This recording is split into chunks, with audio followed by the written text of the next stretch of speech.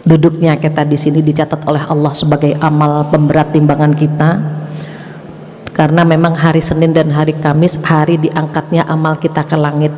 Mudah-mudahan ini sebagai bukti Allah memberikan kita karunia yang luar biasa. Tanpa izinnya kita tidak bertemu hari ini. Semoga yang hadir hari ini Allah berikan badan yang sehat, umur yang panjang, rumah tangga yang sakinah, anak-anak yang soleh-solehah. Mudah-mudahan kita semua dikumpulkan di jannah, amin ya rabbal alamin. Tak lupa salawat dan salam kita sampaikan kepada kekasih kita Rasulullah sallallahu alaihi wasallam, di mana beliau bersabda, kullu mauludin yuladu alal fitrah. Setiap bayi yang terlahir dalam kondisi fitrah. Apa fitrah? Punya potensi tauhid. Di dalam dirinya ada kalimat la ilaha illallah Muhammadur Rasulullah. Itu seluruhnya begitu. Semuanya begitu. Maka kata beliau apa? Fa abawa yuhawidanihi au yunasranihi au yumajjisani. Maka kedua orang tuanya lah yang menjadikan dia Yahudi, Nasrani atau Majusi. Alhamdulillah di antara kita banyak turis. Turis itu turunan Islam. Alhamdulillah kita banyak yang turis. Ini pun anugerah yang luar biasa. Kalau ditakdirkan kita memiliki keluarga yang sudah dari kecil beragama Islam atau sudah menyembah Allah dari awal, itu pun atas pilihan Allah. Seandainya kita disuruh memilih gitu ya, dilahirkan dari keluarga baik-baik atau bukan, pasti kita akan memilih dilahirkan dari keluarga baik-baik. Dan doa kita dikabulkan, kita diberikan orang tua yang muslim atau muslimah. Jika ada mu'alaf, itu pun atas kehendak Allah. Diberi kesempatan menyembah Allah sebelum menghadap Allah. Mudah-mudahan kita semua istiqomah mengikuti ajaran beliau dan bisa bersama beliau di surga nanti, insya Allah, amin ya rabbal alamin. Tema kita hari ini tentang anak. Kalau sudah berbicara anak, kita agak melo, campur kesel, campur gregetan, sedih, semuanya itu bercampur. Dan mohon maaf, anak di sini bisa anak biologis, bisa anak ideologis. Anak biologis, anak yang kita kandung, anak yang kita lahirkan. Namun tidak semua orang diberikan anak biologis. Maka anak ideologis itu pun termasuk ya insya Allah yang bisa memberikan atau mentransfer pahala buat kita. Anak ideologis siapa? Anak asuh, anak didik, anak angkat. Semua anak yang pernah berinteraksi dengan kita insya Allah anak ideologis. Ada beberapa ulama yang tidak dikarunia anak biologis tidak ada, tapi anak ideologis yang luar biasa banyaknya. Istri-istri Rasulullah yang dikasih anak biologis hanya Khadijah radhiyallahu anha, sementara istri yang lain tidak memiliki anak biologis gitu. Kenapa? Itu sudah ditentukan oleh Allah Subhanahu wa taala. Jadi jika ada di antara kita yang hadir di sini belum memiliki keturunan gitu ya, belum memiliki anak biologis, diingat saja Aisyah tidak punya anak. Tapi di tangannya itu ilmu yang disebarkan banyaknya luar biasa. Jadi udah Allah tentukan. Bagaimana dengan wajah-wajah yang sudah memiliki anak? Agak berbeda ya, yang punya anak itu alisnya agak turun sedikit gitu. Agak stres dikit-dikit gitu ya. Jadi kalau ada anak yang 1, 2, 3 gitu ya, itu pun sama nominalnya, jumlahnya itu pun ditentukan oleh Allah Subhanahu wa taala. Itu yang perlu kita ketahui. Jangan sampai orang yang sudah, mohon maaf, KB family planning ya, sudah family planning terus hamil stres, enggak boleh gitu. Mau kita batasi 2, kalau Allah pengen ngasih 5, oh mudah buat Allah. Pengennya 4 dikasihnya 8, oh mudah buat Allah. Atau dibalik, pengennya 10 dikasih cuma 1, mudah buat Allah. Kalau kita bergantung sama Allah, semua keputusan Allah adalah yang terbaik, termasuk anak, itu pun akan kita terima dengan lapang dada, dengan bahagia. Ibu-ibu solehat tolong buka surat At-Taghabun ayat 14. Atau Neng MC-nya boleh tolong dibacakan artinya. ayat 14 dan 15. Silahkan. Iya. Bismillahirrahmanirrahim. Wahai orang-orang yang beriman, sesungguhnya di antara istri-istrimu dan anak-anakmu ada yang menjadi musuh bagimu. Maka berhati-hatilah kamu terhadap mereka. Dan jika kamu maafkan dan kamu santuni serta ampuni mereka, maka sungguh Allah Maha Pengampun, Maha Penyayang. Insyaallah. Sesungguhnya hartamu dan anak-anakmu hanyalah cobaan bagimu, dan di sisi Allah pahala yang besar. Sadaqallahu. Ketika menyampaikan tentang anak dan pasangan, Allah tidak memanggil wahai orang Islam. Yang dipanggil sama Allah siapa? Orang-orang yang beriman. A'udzubillahi minasyaitonirrajim. Ya ayyuhalladzina amanu. Wahai orang-orang yang beriman. Iman itu memiliki energi. Iman itu memiliki cinta. Iman itu memiliki kekuatan untuk menjalankan perintah Allah. Orang kalau ada imannya, ini kan iman naik turun ya. Kalau imannya lagi naik, pikirannya positif. Kalau imannya lagi turun, pikirannya negatif. Makanya Allah memanggilnya bukan wahai orang Islam, tapi yang dipanggil siapa? Wahai orang-orang yang beriman, yang di dalam hatinya ada iman. Apa infonya? Inna min itu sebagian, enggak semuanya. Inna min azwajikum, sebagian dari istri-istrimu. Kok istri-istrimu? Kan suami punya kuota 4. Ada yang dipakai semuanya itu, ada yang tidak dipakai. Kenapa? 4 kuota dipakai sama istri pertama semua, itu bukan bisa. Ada yang istri pertama meninggal gitu ya, kemudian dia menikah lagi. Itu sebetulnya mohon maaf sudah ditentukan oleh Allah di tulang rusuknya. Ada yang tulang rusuknya bercabang 2, ada yang 3. Tapi itu nggak bisa dironsen, nggak bisa. Jangan dibawa suami kita ke rumah sakit, coba tolong cek dok, ini tulang rusuknya cabangnya berapa, nggak bisa. Jadi even dia misalnya mohon maaf genit gitu ya, dia genit pengen nikah lagi. Tapi kalau ditakdirkan sama Allah beristri 1, itu enggak. Ini kalau kita bicara takdir. Kalau yang macam-macam kita nggak bahas lah ya, kan ada yang memang cerai nikah gitu ya. Ini kita nggak bahas. Kalau kita bicara takdir itu sebetulnya sudah ditentukan oleh Allah. Maka kalimat min itu sebagian gitu. Sebagian pasanganmu, pertama pasangan dulu, kedua apa? Dan anak-anakmu, diingat ya, sebagian. Enggak semua pasangan bermasalah, enggak semua anak bermasalah gitu maksudnya. Tapi ketika Allah menyampaikan sesungguhnya sebagian istri-istrimu dan gitu ya, anak-anakmu itu jadi musuh. Apa rahasia kalimat musuh? Musuh itu yang bikin kita pengen tengkar, pengen debat, beda pendapat. Kita sama suami suka cekcok, itu biasa itu. Justru kalau kita pengen biar nggak debat, bagaimana kayak patung, dia sehat mah, mau beli apa, nggak bisa.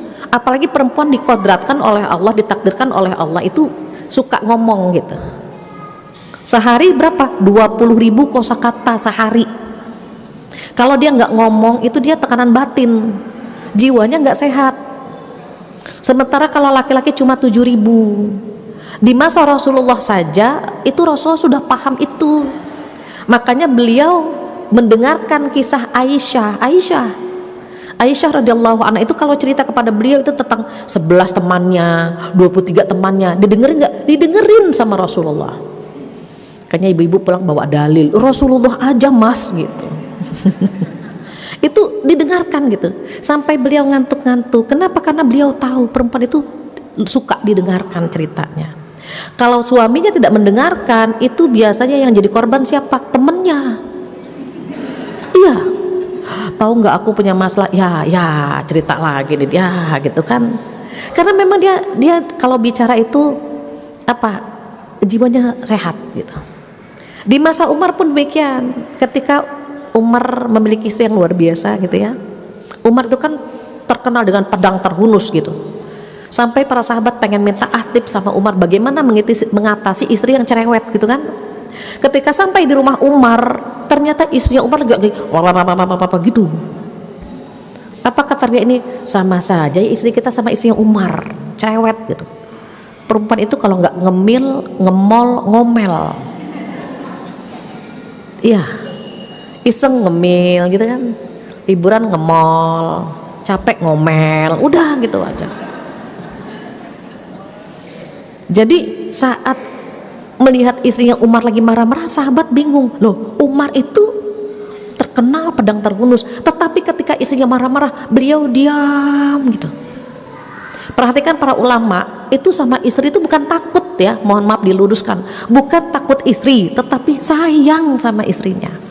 Saking sayangnya ngomel juga didengerin aja gitu, karena mereka tahu ini amanah dari Allah gitu. Kalau para suami memahami ini, akan dibiarkan istrinya, udah mah, udah capek, udah capek ngomel, capek gitu. Umar pun demikian. Ketika akhirnya pria itu akan pergi, apa kata Umar? Fulan, apa yang mengantarmu datang ke rumahku? Apa jawaban bapak ini? Ya Umar, aku sebetulnya mau datang ke sini minta tips bagaimana mengatasi istri yang cerewet. Apa jawaban Umar yang luar biasa? Biarkan istri kita marah-marah, biarkan istri kita ngomel-ngomel, biarkan.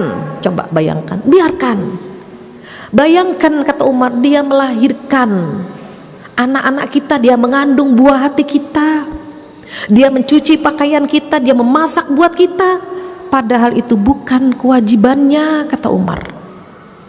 Maka ada beberapa ulama yang berpendapat bahwa memasak dengan mencuci bukan kewajiban istri. Apa definisi wajib? Wajib dikerjakan mendapatkan pahala, ditinggalkan berdosa. Salat 5 waktu hukumnya apa? Wajib dikerjakan mendapatkan pahala, ditinggalkan berdosa. Kalau nyuci masak itu wajib, kita yang belum nyuci dosa. Iya kan? Belum masak dosa. Ya Allah, dosa kita banyak banget. Nggak nyuci dosa, nggak masak dosa, belum lagi dosa ngerumpi, dosa ngomel. Habislah pahala kita. Makanya kata Umar, biarkan, coba, Masya Allah, biarkan istri kita marah-marah, biarkan, dia capek kok mengandung anak-anak kita, membesarkan buah hati kita, mencuci pakaian kita, memasak bukan buat kita, padahal itu bukan kewajibannya. Maka para ulama mengambil statement Umar ini bahwa memasak dengan mencuci bukan kewajiban istri, tetapi amal soleh gitu. Amal soleh yang dicatat pahalanya sebagai pahala yang luar biasa. Kewajiban istri apa sih? Taat. Kalau kadang-kadang suami minta bikinin rendang, taat gitu. Tapi beda ya, bukan wajib. Kalau misalnya, Mas, kalau untuk hari ini kan libur nih, kalau beli aja gimana? Ada bargaining kan? Capek ya, sekali-kali lah libur, boleh kan? Boleh. Oh gitu ya, iya kan sekarang di zamannya zaman delivery kan, oke, boleh kan gitu. Jadi ada bargaining lah gitu. Nah Umar juga Masya Allah, Umar ini ketika kedatangan seorang bapak yang mengatakan anaknya durhaka, anak ini nanya, ya Khalifah, sebetulnya hak anak apa sih gitu? Hak anak itu mendapatkan ibu yang baik, mendapatkan nama yang baik, mendapatkan pendidikan yang baik. Apa kata anak ini? Ya Khalifah, aku tidak mendapatkan tiga-tiganya. Ibuku seorang majusi, bukan muslimah, dia majusi. Namaku Ja'lan atau Ju'lan yang artinya apa? Cecurut, tikus. Orang tuaku tidak pernah memberikan atau tidak pernah mengajarkan satu huruf pun dari Al-Quran. Apa kata Umar? Kalau begitu bukan kamu yang anak durhaka, nak. Orang tuamu adalah orang tua durhaka. Nah bagaimana dengan kita? Padahal kita pengen banget anak ini menjadi anak yang soleh, yang berbakti gitu kan, yang bisa menjadi harapan masa depan kita, baik di dunia maupun di akhirat. Kadang-kadang harapan dengan kenyataan kan berbeda. Makanya tema kita antara anak itu antara harapan dengan ujian. Maka dikatakan oleh Allah nih, ujiannya apa? Kadang-kadang pasangan atau anak kita menjadi musuh buat kita. Musuh itu nggak sependapat, Yang ada di pikiran kita dengan yang ada di pikiran anak-anak beda. Yang ada di pikiran kita dengan yang ada di pikiran suami kita berbeda. Kita suka berpendapat gini, kita lebih mendominasi perasaan, suami akal ya. Laki-laki kan akalnya, kita perasaannya. Ketika komunikasi, apa kita bilang sama suami? Mas, kalau bicara pakai perasaan kenapa sih? Gitu. Nggak bisa. Terus suami bilang sama kita, Bunda mikir bun, mikir gitu. Kita disuruh mikir kan, karena kita lebih dikuasai oleh perasaan. Itu saja sudah beda pendapat kan, gitu. Anak juga sama. Nah, pengennya kamu kesini. Tapi ternyata enggak, aku nggak mau ke situ. Aku mau ngambil jurusan, gitu kan? Kita pengennya gitu. Satu hal yang perlu kita ketahui, ujian dari pasangan, ujian dari anak-anak itu sudah dicontohkan semua dalam Al-Quran. Nabi Nuh, Nabi Lut, bayangkan diuji lewat istrinya. Nabi Nuh diuji juga lewat anaknya. Nabi Adam diuji lewat anaknya. Nabi Ayub diuji lewat anaknya. Bagaimana tidak? Abang-abangnya Nabi Yusuf kan iri kepada Nabi Yusuf sampai dilempar ke sumur. Itu Nabi. Kenapa diuji lewat anak-anaknya? Hiburan buat kita bahwa hei, Nabi saja diuji lewat anaknya loh, gitu. Nabi pasti kan sudah memberikan yang terbaik untuk anak-anaknya kan, pasti. Terus siapa kita? Kita belum ngasih yang terbaik kan buat anak-anak, cuma berusaha memberikan yang terbaik. Jadi kalau ada di antara kita yang mengalami ayat ini atau menghadapi seperti yang ada di ayat ini, pasanganmu, anakmu gitu ya, musuh bagimu, ya harus apa? Berlapang dada. Karena kata Allah, kalau kamu memaafkan, menyantuni, mengampuni, sesungguhnya Allah maha pengampun.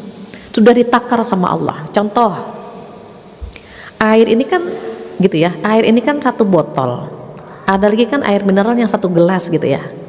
Mental manusia tuh begitu, ada yang cuma segelas, ada yang sebotol, ada yang segalon, ada yang setoren. Semakin kuat mentalnya, semakin besar ujian yang dia punya. Allah tahu, Allah itu nggak pernah ketuker ngasih ujian, nggak pernah ketuker. Kalau ada yang diuji lewat suaminya karena dia nggak sanggup, diuji lewat anak-anaknya. Begitu juga sebaliknya, kalau ada yang diuji lewat anak-anaknya karena dia nggak cocok, diuji lewat suaminya. Tapi Allah cemburu kalau kita mencintai makhluknya melebihi Allah. Kita cinta banget sama suami, biasanya ujiannya lewat suami. Kita cinta banget sama anak kita, ujiannya lewat anak. Perhatikan itu. Allah cemburu kalau kita mencintai makhluknya melebihi Allah. Saya cerita sedikit. Saya punya anak laki-laki, awalnya 5 ya, 3 lahir di Pakistan. Qadarullah saya kuliah di Pakistan kurang lebih 10 tahun. Jadi datang sendiri, pulang ber5 karena bawa anak 3. 3 lahir di Pakistan, 3-3-nya laki-laki. Oh mungkin kalau di Indonesia lahir perempuan, keempat laki lagi, kelima laki lagi. Sudah gitu ya. Menjelang umur 40 tahun dikasihlah, saya hamil lagi anak perempuan. Pasti seneng ya. 5 penantian yang lama dikasih anak perempuan. Seneng itu pasti. Oh langsung dijewer sama Allah.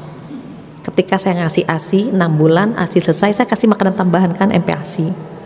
Baru beberapa hari, seminggu atau 3 hari dikasih makanan tambahan, diuji sama Allah. Dehidrasi berat, buang-buang air, muntah-muntah sampai anak 6 bulan, bayangkan, sampai nggak berdaya, virus menyerang tubuhnya. Ya Allah, saya langsung di situ mohon ampun sama Allah. Ya Allah, mungkin kemarin senang banget dapat anak perempuan, mohon ampun gitu ya. Karena mulutnya penuh dengan selang, hidungnya selang, tangan kiri kanan selang, kakinya penuh dengan selang, sampai Bu izin ya dibelek tangan anak saya umur 6 bulan, dibelek untuk masukin selang dari situ. Oh tuh langsung kayaknya kita udah nggak berdaya ya di situ ya. Ya Allah, semua milikmu, semua milik. Mohon ampun ya Allah, kasih kesempatan saya mendidik dia.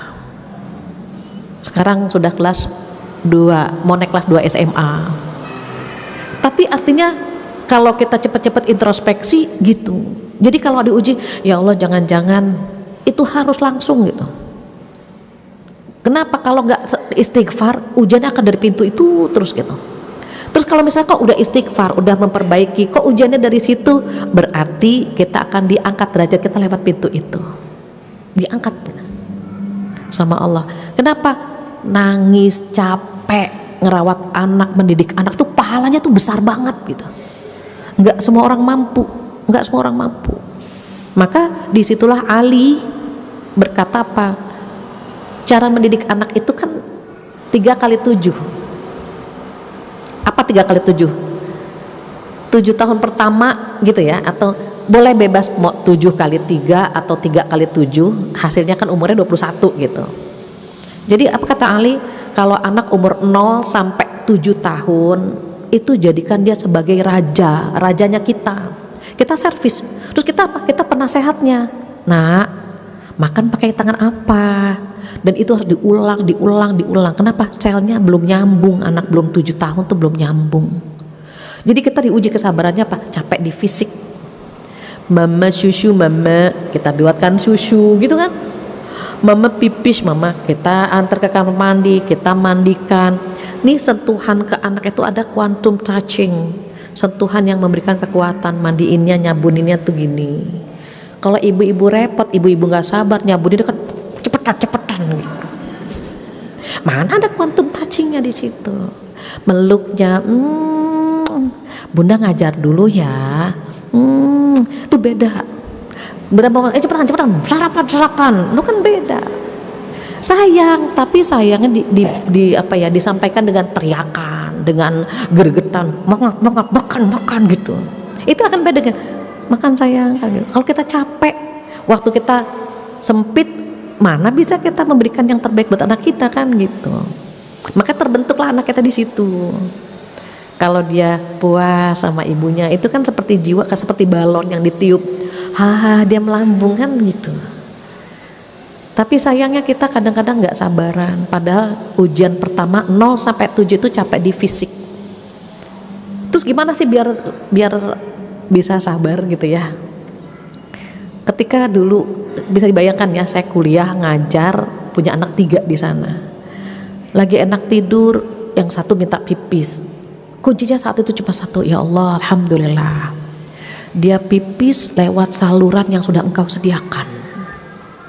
Coba kalau dia pipisnya lewat selang gitu. Coba kalau dia pipisnya di tempat tidur, nggak jadi ngeluh ibu. Kita lihatin, masya Allah, udah nak, serah gitu. Nanti baru ini lagi mie susu, bikin lagi anak 3, karena saya termasuk yang golkar, kesenggol mekar, nggak boleh ngeliat suami hamil. Baru 7 bulan lihat suami hamil lagi gitu ya. Jadi anak masih jaraknya deket-deket. Tapi ketika dia bilang umi susu, ya Allah, alhamdulillah anak ini bisa bicara, susu.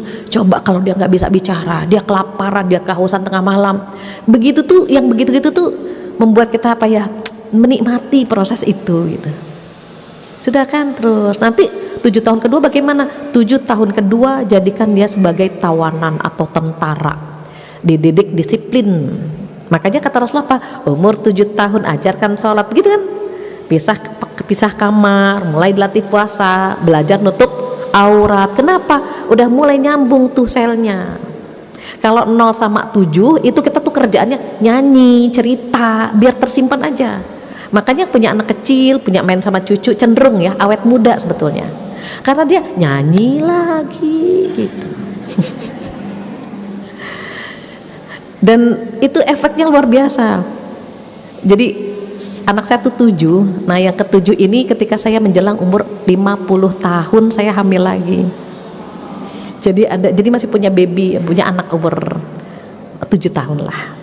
Nyanyi lagi kita, ya Allah, nenek-nenek nyanyi gitu. Jadi hampir sama dengan usia cucu saya gitu. Nyanyi lagi gitu. Itu pengaruh gitu. Nah ini kalau kita nggak ikhlas kan pengennya marah-marah kan gitu. Aduh gitu ya. Kalau kita lihat, oh dia masih usia 0 sampai 7, anak atau cucu, oh berarti cerita gitu. Karena nggak bisa, nah Rasulullah bersabda dalam hadis, nggak bisa. Melatih dia makan, melatih dia gitu ya. belajar, sholat, apa tuh semuanya kalau nggak pakai cerita pakai lagu. Kalau nggak dia mumet gitu ya, apa stres gitu. Terus bagaimana kalau tujuan kedua dididik disiplin. Nah, baju kotor di mana? Sepatu di mana sepatu? Gitu. Udah mulai sholatnya mau jam berapa? Misalnya sholat asar mau jam 4 atau jam 5. Gitu kan? Nanti mendekati itu masa 10 tahun, masa murahakoh, mendekati baligh. Jadi kalau balik dia udah siap terbang, udah bisa sholat, bisa nutup aurat, bisa gitu. Banyak jamaah yang bertanya begini, Bu Fatia, anak saya umur 17 tahun, terus dia nggak pernah puasa, setiap puasa kalah terus, boleh nggak bayar fidyah? Halo, 17 masa bayar fidyah? Saya bilang itu buat lansia. Kenapa? Karena 7 tahun kedua tidak dilatih. Jadi nanti 10 tahun kita lihat nanti kalau dia menjadi anak yang menyenangkan gitu ya, itu hasil sentuhan kita kepada dia yang menyenangkan dia sehingga dia pun menyenangkan kita. Kalau dia menyebalkan, boleh jadi perilaku kita atau pendidikan kita kepada dia menyebalkan sekali buat dia. Pesan Rasul apa sih? Birru aba'akum tabirrukum auladukum. Berbaktilah kepada kedua orang tuamu, maka kelak anak-anakmu akan berbakti kepadamu. Anak kita nggak kenal kita kecilnya kan, nggak tahu bagaimana kita sama orang tua kan, Allah tahu. Seindah itu perilakumu kepada orang tuamu, seindah itu pula insya Allah anak-anakmu kepadamu, begitu. Jadi bukan karma ya, ini Rasulullah itu kan syarih, beliau itu kan menjelaskan ya, semua yang terjadi atau hukum yang berlaku kan beliau menjelaskan gitu. Sehingga kita perlu warning nih, dulu kita gimana, atau minimal anak-anak kita tahu hadis ini, sehingga dia berusaha membahagiakan kedua orang tuanya. Ada di surat Al-Isra ayat 23, surat 17. A'udzubillahi minasyaitonirrajim, wa qad rabbuka alla ta'budu illa iyyah wa bil walidaini ihsana. Nah itu perintah menyembah Allah dengan perintah berbakti kepada orang tua tuh nempel di situ. Dan dua-duanya hukumnya wajib. Anak-anak harus tahu ini gitu. Anak-anak terkadang tidak tahu bagaimana cara berbakti kepada orang tua. Kita yang tahu, kita yang nyampaikan. Anak-anak terkadang tidak tahu bagaimana menyenangkan orang tua. Kita yang menceritakan. Sehingga ayat ini bisa diamalkan oleh mereka. Sharing sedikit. Suatu hari anak-anak kalau udah zikir main game, zikirnya gini kan. Itu kalau udah zikir disuruh tuh susah gitu kan. Nanti lah gitu ya. Nah makanya 7 tahun kedua capeknya di hati. Aduh, sholat tar kita ditembak terus. Mandi nanti gitu. Capek hati kita kan. Semuanya kapan gitu. Orang tua pengennya apa? Pengennya anaknya rajin sholat, mandi sendiri, belajar sendiri gitu kan. Terus tugas kita ngapain? Gitu kan. Maka ketika tinggal nunjuk-nunjuk aja gitu kan ya. Nah ketika suatu hari anak-anak itu tolong nanti gitu ya lagi main, saya pura-pura nggak pakai kacamata. Coba tolong bacakan ini surat Al-Isra ayat 7 ayat 23, artinya apa ya Dia bantukan bacakan. Allah telah memerintahkan gitu ya. Terus sampai ketemu imma yablughanna indakal kibaru ahaduhuma aw kilahuma fala taqul lahuma uffi wala tanharhuma. Uff, alif dengan fa.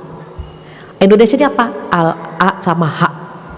Jika orang tuamu sudah lanjut, jangan mengatakan nah itu. Kalimat ini kan dia baca. Oh gitu ya ya. Maka janganlah gitu kan kamu mengatakan kepada orang tuamu dan jangan menghardiknya.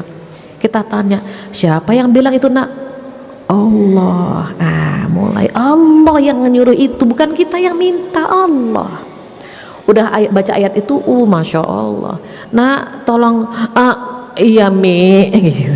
Karena kan dia baca langsung bahwa itu perintah Allah, nggak boleh ngomong nggak boleh menghardikkan gitu. Wakhfid lahum hadul, merendah sama orang tua tuh merendah, ngalah gitu maksudnya.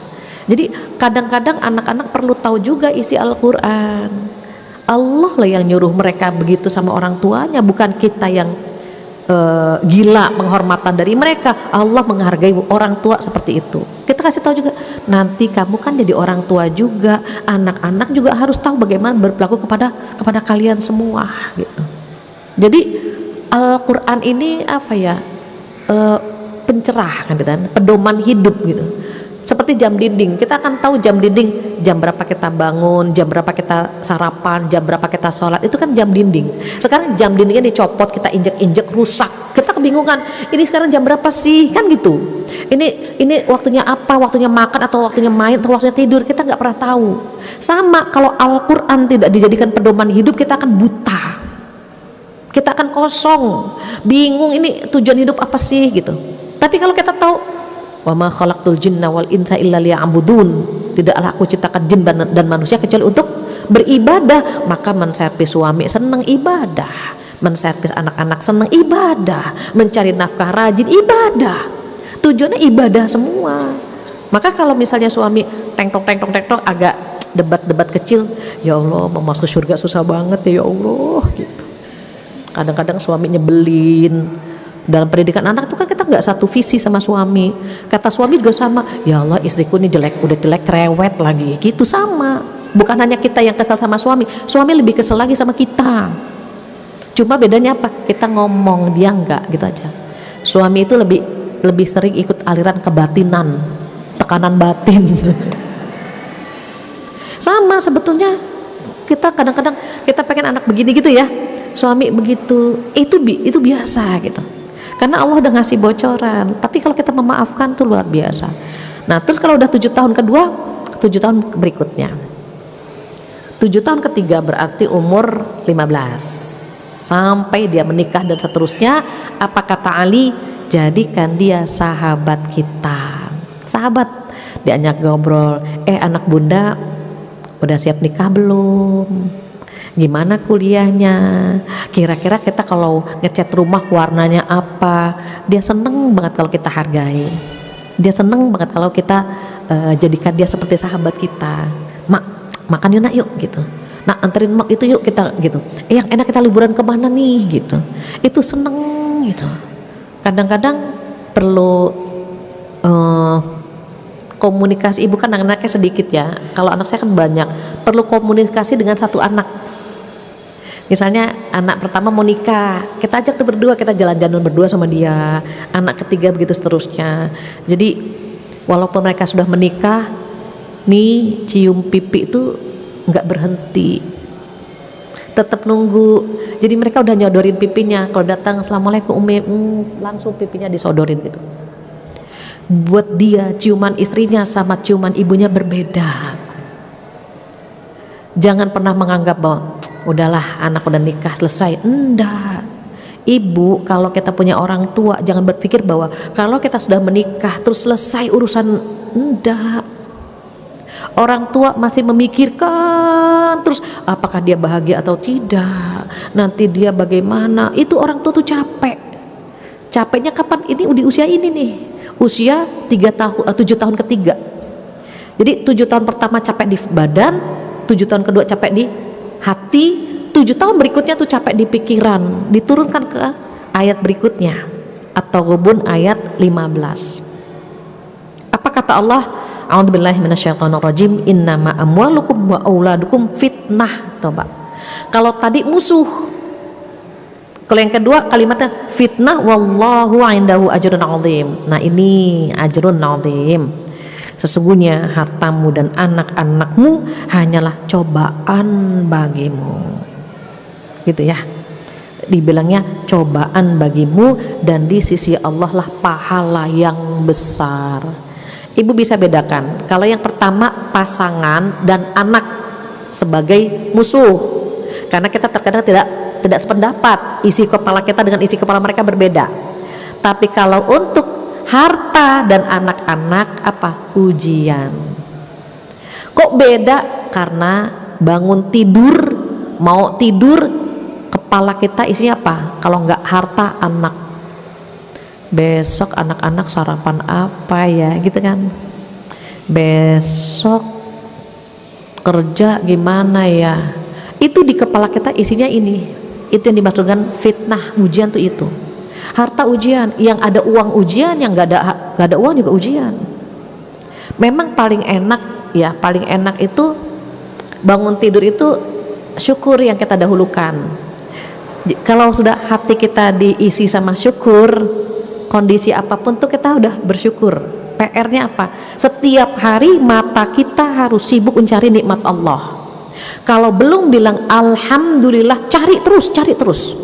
Misalnya kita buka hordeng, alhamdulillah pohon kita berbunga, alhamdulillah. Ini belum keluar, alhamdulillah. Mungkin di mobil kita, di kendaraan kita, mungkin di anak-anak kita, mungkin di pasangan kita. Sebelum mengeluarkan ucapan alhamdulillah, jangan berhenti mencari mata kita. Boleh jadi kita ke kamar mandi mendapatkan nikmat itu. Mau ke kamar mandi bangun tidur ya, masya Allah, sendi kita bisa digerakkan. Berapa banyak teman-teman kita yang bangun tidur stroke, tidak bisa menggerakkan sendinya. Kalau sudah diawali dengan rasa syukur, ujian itu akan memang gitu. Kan memang dunia ini tempat ujian. Kalau tempat cucian namanya laundry. Jadi ada apa ya? Hari-hari itu gitu. Kalau enggak, ini fitnahnya akan besar sekali. Harta, gitu kan? Anak, kita stres. Memang dambaan para istri itu punya suami 3T: takwa, tampan, tajir. Pengennya. Tapi kan ada yang diuji juga lewat tadi kan, lewat harta, lewat anak-anak gitu ya. Dikasih suami 3T juga, tua, tulalit, tertindas gitu kan. Ujian kan gitu. Tapi karena kita tahu ayat ini pahalanya besar, ada energi ibu. Nyambut anak-anak ada energi, menservis suami ada energi. Terus bagaimana biar tidak menjadi ujian? Nah ini kita diuji lewat mereka. Terus gimana sih biar nggak jadi ujian? Ikuti tipsnya Rasulullah Sallallahu Alaihi Wasallam. Tipsnya apa? Beliau menyampaikan 5 cara mendidik anak-anak. Itu ada di buku Nasihul Ulwan ya. 5 ini yang pertama apa? Yang pertama ada keteladanan. Ada keteladanan. Jadi jangan bahasa anak-anak, jangan omdo gitu, jangan ngomong doang. Coba contohin gitu. Sekarang gini, kita lagi nonton TV gitu ya, sambil makan cemilan. Kita bilang sama anak, nak sholat. Kita makan cemilan nonton TV. Anak sholat nggak? Bunda udah sholat. Bunda sih nanti, kamu aja dulu. Itu lama itu. Ada seorang anak, nah kalau makan baca doa, dia rajin baca doa. Suatu hari ibunya makan, bunda udah baca doa. Kalau bunda baca doanya dalam hati, besok anak ini nggak baca doa. Nak baca doa nak, aku baca doanya dalam hati. Emang enak nggak enak gitu. Itu keteladanan penting. Kalau pengen anak rapi pakai nutup aurat gitu ya, kitanya rapi nutup aurat. Kalau pengen anak kita sholat, kita udah pakai mukena. Nah ayo sholat bareng bunda gitu. Atau adzan berkumandang, kita bilang nah adzan gitu. Jadi mereka melihat kita dulu. Kita jangan anggap remeh nih. Anak perempuan nyontoh kita loh bu. Kita sama kan, dulu ibu begini sama ayah gitu kan. Kita kan menyimpan di sini. Anak perempuan kita juga sama. Anak laki-laki tuh menyimpan memori bagaimana perilaku ayahnya. Qadarullah, ibunda saya itu masya Allah bu. Jadi kalau ayah mau pulang itu beliau menyediakan air 3 warna. Ada air teh, ada air susu gitu, ada air putih. Sampai bu banyak banget bu, nggak apa-apa nanti ayah tinggal milih gitu. Terus mubazir dong yang kalau ayah yang nggak minum, ibu yang minum. Masya Allah dalam hati saya, sekarang saya bu boro-boro bisa begitu.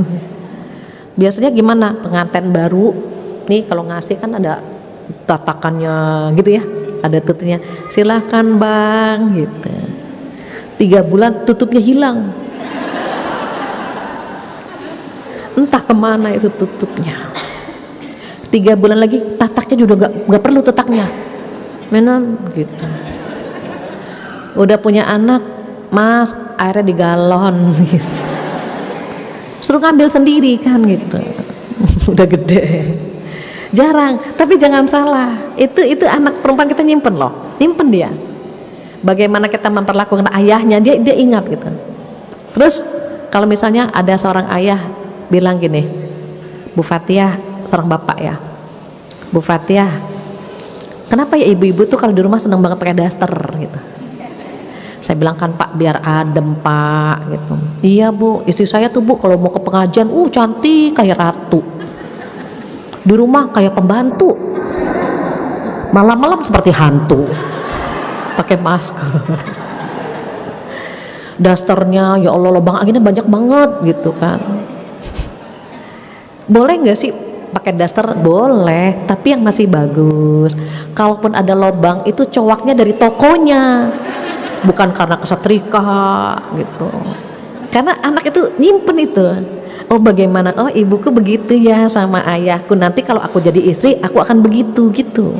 Itu nggak beda jauh tuh Bu. Keteladanan itu penting banget gitu. Masya Allah gitu. Sampai hal-hal yang kecil-kecil yang karena dicontohkan yang baik-baik gitu ya Bu, itu tersimpan gitu. Tapi kalau yang dilihat di rumahnya gitu ya kurang baik, pengaruh. Kenapa ada suami KDRT yang dia lihat ayahnya begitu sama ibunya? Dulu anak saya yang masih kecil tanya gini, Zawa, umi kamu pernah berantem nggak sama abimu? Pernah, tapi nggak rame gitu. Apa kata dia? Kalau mamaku tuh sering banget ditampar sama papaku. Jadi coba anak SD kelas 4 temennya cerita gitu, sering banget mama dipukul, nanti mama masuk kamar nangis banting pintu. Saya bilang kasihan sekali anak ini gitu, diperlihatkan di depan matanya hal-hal yang tidak layak untuk dia lihat gitu ya. Itu keteladanan penting tersimpan di sini. Dan itu Bu, mohon maaf, nanti ketika dia berumah tangga kasihan gitu. Maka keteladanan itu penting. Apa setelah al-adah? Jadi yang pertama al-adah artinya al-qudwah artinya keteladanan. Yang kedua al-adah. Al-adah artinya apa? Pembiasaan atau dibiasakan. Misalnya bangun tidur, apa yang dia lakukan, naruh sepatu di mana, baju kotor di mana gitu ya. Terus kalau orang tua mau berangkat misalnya salim, hal-hal kayak gitu. Maghrib TV matikan, sholat, baca Quran, siapin buku buat dia, biasakan begitu. Kalau sudah terbiasa, even kita nggak ada, dia akan membiasakan itu. Nak sudah ngaji, sudah nyiapin buku, sudah gitu. Tapi itu butuh waktu antara 1 bulan sampai 3 bulan untuk membiasakan itu. Itu pun kalau sudah keluar nggak ada yang membiasakan itu bisa luntur Bu. Kita berpikir anak ini kan dulu waktu di rumah begini gitu ya Bu ya, sesuai dengan yang kita harapkan. Tapi ketika dia keluar, dia ke kampus, ngekos, itu bisa luntur tuh Bu. Kenapa? Karena anak kita dibentuk oleh lingkungan. Jadi kita tarik-tarikan tuh Bu di situ Bu. Keteladanan sudah, tetapi di luar kan keteladanan yang dia lihat kan teman-temannya. Dia merokok, misalnya dia pakai pakai baju yang gambarnya nggak layak gitu. Itu kan di luar dia terpengaruh, karena yang dia lihat itu gitu. Akhirnya terbiasa tuh Bu. Nah itu kita tarik-tarikan sama anak di situ. Mana yang lebih kuat antara kita dengan lingkungan di sana gitu. Maka dibutuh yang ketiga, an-nasihah, memberi nasihat. Terus kapan sih waktu yang tepat memberi nasihat? Rasulullah ngasih contoh yang efektif nasihat itu 3 waktu. Yang pertama saat akan pergi. Pesan beliau kepada Ibnu Mas'ud ya, Ibnu Abbas, ihfadillah yahfadka, ya gulam gitu. Nak, jaga Allah maka Allah akan menjagamu. Cuma itu Bu, jaga Allah maka Allah akan menjagamu. Saya ingat sekali ketika akan berangkat ke Pakistan Bu, dicuci otaknya itu, di brainwash, dicuci. Pesan ayahanda cuma almarhum bilang gini, Fat, Allah kita sama ya, Allah kita sama, Allah ayah sama Allah Fathia sama.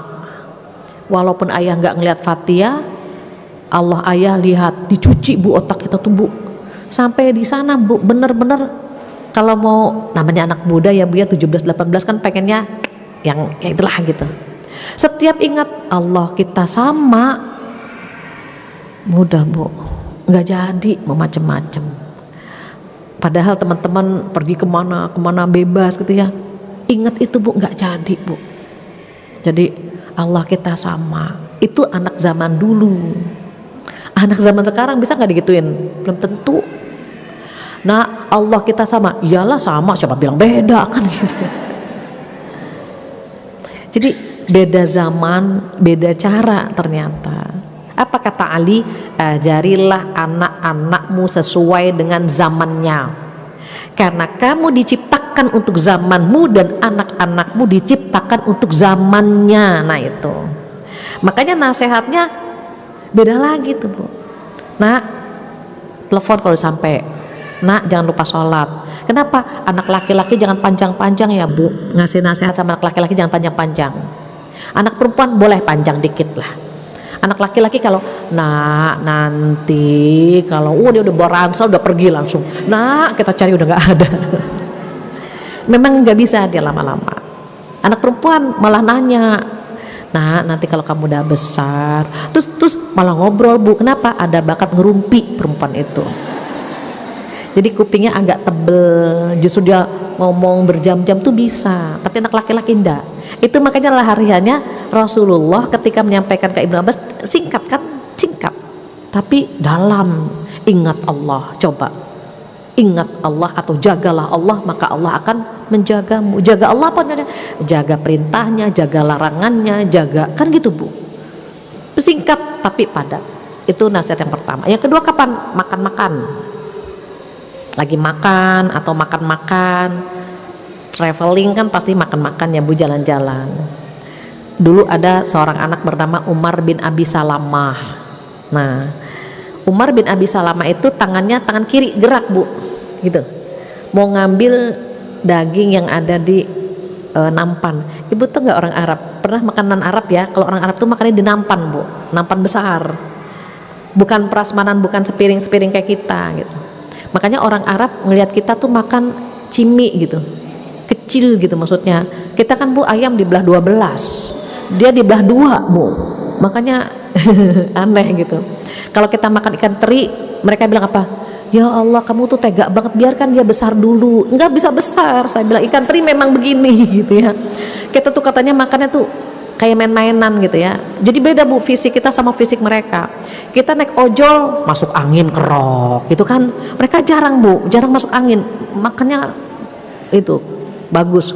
Umar bin Abi Salamah tangannya gini nih, tek mengambil daging ya Bu, mau dia ngambil tengah. Apa kata beliau?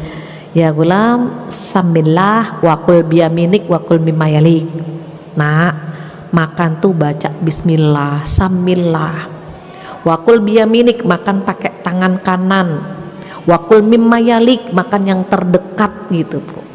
Itu etika makan yang diajarkan oleh Rasulullah SAW. Anak kita bisa nggak begitu? Enggak Bu, kita nggak bisa bilang, nah Rasulullah bersabda dalam hadis kesekian, nggak bisa. Bagaimana biar hadis ini tersampaikan? Nah pakai lagu akhirnya, tapi isinya isi hadis. Kan tadi makan baca bismillah, makan pakai tangan kanan, makan yang terdekat gitu kan Bu. Intinya 3 ini masukin ke anak kita. Kita bilang sama anak kita apa? Makan baca bismillah, makan dengan tangan kanan, makanlah yang terdekat seperti Rasulullah. Kan zamannya beda. Oke, dia lupa lagi, makan baca bismillah. Dia ingat kan Bu? Makan dengan tangan kanan, makanlah yang terdekat seperti Rasulullah. Kesimpan Rasulullah di sini. Oke. Kalau dia mau pakai ini, makan gitu kan Bu, dia ingat. Anak-anak itu kan otak kanan yang lebih dominan. Jadi oh gitu, nanti dia berantakan makannya. Kita bilang lagi, makan tidak berantakan, makan tidak berebutan, makan harus dihabiskan seperti Rasulullah. Kesimpan di sini Rasulullahnya Ibu. Anak-anak sekarang nanya apa? Bunda Rasulullah sama Superman hebatan mana? Nah, karena dia tidak mengenal Rasulullah, bahwa Rasulullah itu benar, kalau ini fiksi atau fiktif gitu kan Bu. Anak-anak tuh nggak tahu. Nah itu yang disampaikan oleh Rasulullah kepada Umar bin Abi Salamah. Terus yang ketiga apa? Yang ketiga itu kapan? Pada saat sakit, saat pergi saat makan, saat anak sakit itu hatinya peka Bu. Anak sakit itu sensitif. Nggak usah anaknya, ibunya aja kalau lagi sakit sensitif kan Bu. Kita lagi rebahan, lagi pegang HP, terus suami datang, bunda udah sehat, udah mendingan. Padahal tadi ingat HP, tapi ketika disapa sama suaminya kenapa jadi lebay gitu kan gitu. Jadi kita saja yang tua begitu kan Bu, kalau diperhatikan sensitif hati kita. Nah dulu ada orang anak Yahudi sakit, ditengok oleh beliau, aslim, masuk Islam lah gitu. Anak ini lihat ayahnya, aslim, masuk Islam lah. Tengok lagi ayahnya sampai 3 kali, aslim, masuk Islam lah. Akhirnya orang Yahudi itu masuk Islam. Kok bisa? Orang sakit hatinya sensitif. Ibu kalau nengok orang sakit tuh cengeng, makasih ya udah nengokin gitu kan, sensitif orang sakit itu. Apalagi mohon maaf sakitnya berlarut-larut gitu, dia stroke atau gitu ya Bu ya. Ini echonya tinggi atau gimana ya? Jadi kalau misalnya kita nengok orang sakit, nah Allah lagi sayang gitu. Nah Allah lagi sayang misalnya gitu ya. Jadi Allah mau ngasih Allah mau ngasih kenikmatan gitu. Allah sedang mengampuni dosa-dosa. Lagi enggak ya?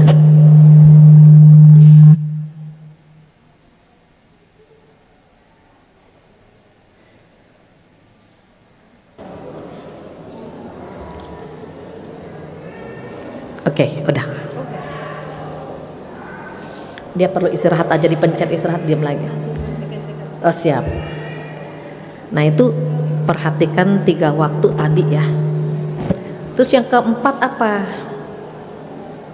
Ibu Nabi ngasih contoh kan 5, ngasih tips 5 ya Bu. Pertama keteladanan, kedua pembiasaan, ketiga ngasih nasihat, yang keempat apa?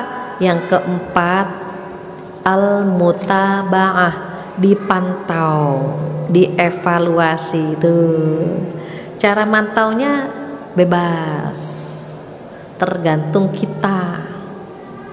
Kalau masih SD coba cek tasnya, kalau sudah besar cium aroma mulutnya. Anak bunda datang, sekaligus kita mencium aroma mulutnya, dia bau rokok atau bau apa gitu. Kalau dulu, sekarang anak saya udah umur 27, tapi waktu kecil Ibu, saya terbiasa ngecek tasnya saya cek, ada PR nggak nak, saya cek. Mereka biasanya wajahnya biasa-biasa saja, kalau nggak ada yang ketakutan kan Bu. Nah suatu hari saya bongkar tasnya, waktu itu dia masih kelas 3 SD, saya ingat banget, ada majalah orang dewasa Bu. Panik ya Bu, majalah orang dewasa, kan dia baru kelas 3 SD. Saya nggak langsung marah, saya cuma tanya gini, nak ini bukunya siapa ya? Hah? Majalah siapa? Majalah, aku nggak bawa majalah gitu Bu. Oh berarti bukan kesalahan dia. Terus ini punya siapa? Dari jauh saya lihat ini. Siapa? Dia mikir-mikir Bu. Oh iya tadi temanku nitip buku PR katanya. Coba kan teman bisa jahat kan Bu, ngejebak dia. Oh iya tadi aku udah bawa di ransel katanya, aku udah mau pulang, tiba-tiba temanku bilang, hei titip buku PR ya, oh iya masukin aja. Tapi dia nggak ngeliat kan Bu, karena udah di tasnya udah dipanggul gitu, di punggung, dimasukin sama dia. Qadarullahnya malamnya dia mau buka tas kan Bu, jadi saya yang pertama menemukan. Enak kan kalau gitu, kalau memang bukan salahnya dia, kita nggak boleh ngomelin kan Bu, nggak boleh marah sama dia, orang dia nggak tahu menahu. Oh iya tadi dia nitip buku PR gitu. Oh ya salam ya sama temenmu ya, ambil buku PR-nya di sini sama Ubi atau sama Abi atau sama Umi. Nggak datang Bu. Gitu. Artinya apa? Oh teman kita, teman anak-anak kita bisa bujah sama kita, bisa. Jadi kita marah pun harus tahu kesalahannya siapa dan bagaimana kan gitu. Sama halnya seorang ibu, Bu Fatia, saya cek tas anak saya, anak SD Bu, udah nyimpen kondom. SD Bu, anak sekarang pun mengerikan ya. Ada lagi yang anak perempuan itu menyimpan pil KB, SD Bu. panik kan pasti orang tuanya. Saya bilang tanya dulu ini PLKB-nya siapa, kondomnya siapa. Kalau dia nggak merasa membawa, nggak menyimpan, kan kita nggak boleh marahin dia, boleh saja temannya yang memasukkan gitu. Itu perlu dipantau, perlu dievaluasi, apalagi zaman sekarang Ibu, zaman sekarang. Terus zaman sekarang mantaunya bagaimana? Saya kadang-kadang Bu ngecek Instagram anak-anak saya cek tuh Bu, siapa yang follow dia follow siapa. Pernah ada wanita pakaiannya nggak senonoh lah, nggak sopan. Terus saya lihat loh kok dia follow anak saya kan gitu Bu. Saya langsung anak itu yang akunnya begini-begini gitu. Kok ada gitu ya? Kok ada Umi gitu? Itu dia follow aku. Tapi kan yang penting aku nggak follow dia. Oh iya ya. Jadi kalau mau follow kan siapa saja kan bisa follow kita. Yang penting kan kitanya nggak follow dia. Aku nggak berteman sama dia gitu. Oh iya ya gitu. Kita kan udah parno ya Bu, terkadang ini kok gitu, pakaiannya begini kok follow anak kita gitu. Kita udah takut kan Bu, kan dia kan yang memfollow gitu. Oke deh Mi, aku kunci aja Instagramku gitu. Karena yang memfollow dia itu perempuan-perempuan kayak gitu Bu. Jadi saya parno gitu ya. Padahal kan dia nggak salah. Orang yang follow dianya kan nggak follow. Yang penting kan aku nggak follow, aku nggak kenal gitu. Masa aku ngelarang Mi? Oh iya ya, ya udah Mi, aku kunci gitu. Jadi sekarang Bu zamannya memantau anak itu beda lagi kan gitu Bu. Setiap zaman kan harus disesuaikan. Baru yang terakhir apa kata Rasulullah? Al-uqubah, ngasih hukuman. Kapan ngasih hukuman? Kalau yang 4 ini sudah nih Bu, keteladanan sudah, pembiasaan sudah, nasihat sudah gitu. Begitu juga pemantauan sudah. Terus dia bikin kesalahan, hukumannya disesuaikan dengan umurnya, hukumannya disesuaikan dengan kesalahannya. Demikian, jika ada kesempurnaan milik Allah